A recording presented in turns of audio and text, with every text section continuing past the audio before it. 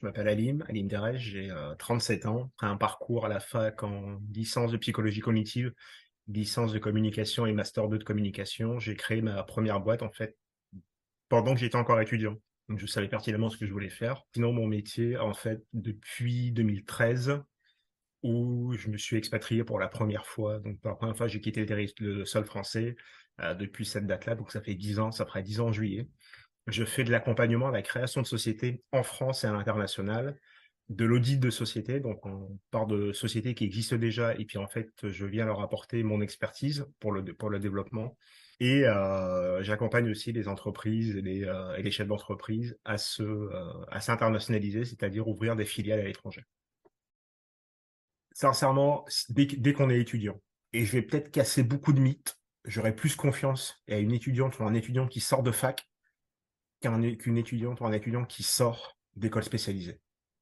Mais parce qu'en fait, c'est plus le temps passe et plus je le constate, et plus je discute avec des entrepreneurs, et plus on arrive à la même conclusion qui est que la fac permet d'avoir une pensée globale, d'avoir des idées structurées. Et en fait, c'est des fois, moi, je discute avec des gens qui sortent d'école spécialisée, ils sont ultra compétents sur un point. Et on leur pose une question, la même question, hein, tournée autrement, et ben là, ça part en bug. Donc moi, je préfère quelqu'un qui sort de fac. Il a appris à réfléchir. On a une chance en France, c'est qu'on est au sein de l'Union européenne. Dans l'Union européenne, il n'y a aucun souci. Hors Union européenne, dans certains pays, en fait, on va avoir des visas de travail temporaire. Oui. Ou des visas de créateurs de société. Je prends l'exemple de l'Australie. L'Australie, c'est très compliqué d'avoir un visa de créateur d'entreprise, où il faut bloquer un montant considérable sur un compte bancaire, où il faut que la société, si elle existe déjà ailleurs, il faut qu'elle ait fait un certain chiffre d'affaires sur les 2 ou 3 années précédentes.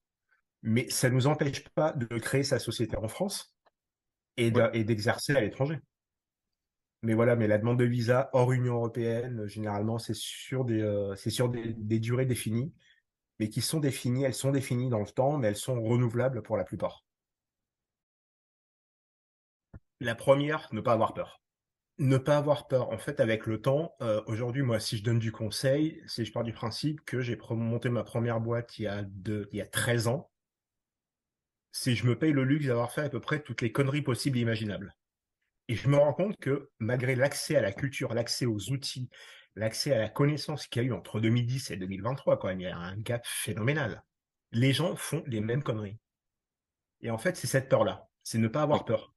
Monter sa boîte, que la boîte explose en plein vol, c'est pas grave. Pas avoir peur de démarrer, pas avoir peur de se ramasser violemment. Mm. Mais moi, je connais personne qui, du jour au lendemain, en fait, s'est mis à marcher. Et puis après, il y a la phrase de Brel qui disait moi, le talent, je sais pas ce que c'est, mais le travail, je sais ce que c'est. Pas avoir peur du regard des autres. Alors ça, le regard des autres, à un moment donné, il faut arrêter. Moi, j'adore les gens qui te donnent des conseils alors que eux ne le font pas. Donc il y a tout ça aussi, ne pas avoir peur de, bah oui, bah de filer un conseil, à condition, voilà, d'aviser vraiment la personne de ce qu'on fait.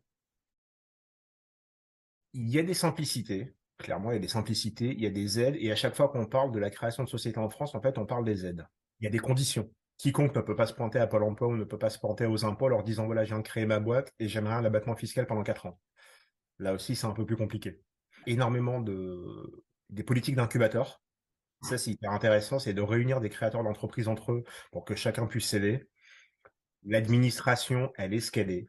Pour la petite anecdote, hier, j'ai clôturé la société de la collègue d'un ami. Elle me dit, ça fait 3 mois que j'essaie de clôturer ma société. Et en fait, c'est le côté administratif qui peut être pesant parfois. Il faut voir que beaucoup de Français qui partent à l'étranger créent des sociétés. Donc, c'est vrai qu'on parle à des Français qui partent dans un pays ils connaissent pas la culture pour la plupart, ils connaissent pas la langue, ils connaissent personne, et ils arrivent à créer des sociétés, faire du business.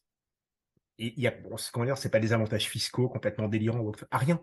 Juste, en fait, une simplicité. Et en fait, et c'est ça, c'est le manque de communication parfois.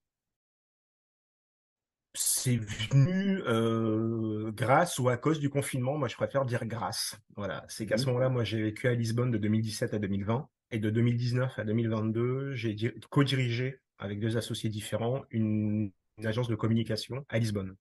Et on voulait faire autre chose que ce que faisaient les boîtes de com. Et un jour, en fait, Cyril m'a demandé en fait, de faire un podcast ou de faire une vidéo où je parlais de moi. Et c'est comme ça que le podcast est né. Et ça a démarré au début, je vais pas dire que j'y croyais ou j'y croyais pas, c'était est-ce que ce que j'ai vécu, ça peut intéresser du monde, quoi. Et je me voyais pas en fait prendre la parole pendant 8 heures tous les mois pour raconter ma vie. Il y en a qui le font très bien, c'est des monologues hyper intéressants. Et en fait, moi j'ai dit non, c'est le deal, c'est je vais choper des entrepreneurs. Et après, vraiment, c'était logique, c'était de l'entrepreneuriat à l'étranger. Autant l'appeler entreprendre à l'étranger, au moins c'est clair, quoi. Je dis pas de bêtises, je crois qu'on en est à 44 ou 45 entrepreneurs. Moi, ce qui m'inspire à un moment donné, c'était, je voulais m'entretenir qu'avec des Français. Au début, c'était des Français installés à l'étranger. Puis après, je me suis ouvert aux francophones parce on m'a présenté des gens qui étaient juste fascinants. Et puis un jour, je me suis dit, bah, pourquoi pas des étrangers installés en France, quoi. J'ai eu une chance incommensurable. C'est qu'en fait, aujourd'hui, je ne sais plus ce que c'est démarcher un client. Ok. C'est que du bouche à oreille. C'est que du réseau et la force du réseau là-dessus, elle est surpuissante. Il n'y a plus cette séduction de machin, non, c'est en fait le téléphone sonne, oui, bonjour, je suis un tel, j'appelle de la part d'un tel, on se voit quand? Sur le choix des clients, je choisis les clients avec lesquels je suis un minimum aligné quand même. Sur les valeurs et c'est surtout sur ce qu'ils veulent faire. Sur ce qu'ils veulent faire, est-ce qu'ils ont réfléchi ou pas? Aussi, c'est une question, est-ce qu'ils ont réfléchi ou pas? Et moi, ce que j'aime à dire, c'est je pose des questions qui peuvent perturber. Et je l'avoue, là-dessus, j'en ai pas peur. C'est les questions que je pose, c'est les mêmes questions qu'un avocat pourrait te poser, qu'un psychologue ou qu'un médecin traitant. Ça dépend de la taille du projet. Démarrer sans emprunt, c'est la meilleure solution. Alors Mhm. après, il y a ce qu'on appelle la love money, donc on appelle l'argent de l'amour. Donc la love money, Oui. c'est les proches qui vous donnent de l'argent ou qui vous prêtent de l'argent. Après, il va y avoir des associations comme par exemple Adi. On est sur du microcrédit. L'avantage de démarrer sans avoir à faire un prêt, le Mhm. prêt est un poids considérable. Et c'est fou, en fait, il te pourrit la vie. Parce qu'en fait, tous les jours où tu vas faire du business, tu vas te dire, ton, ton, ton, ton premier objectif, ça va être, il faut que je rentre assez de cash pour rembourser le Voilà. prêt. Et quand les temps commencent à être difficiles, comme dans toute société, ça part en panique. Voilà. Donc non, c'est démarrer avec le minimum d'investissement et que ce soit de l'apport personnel.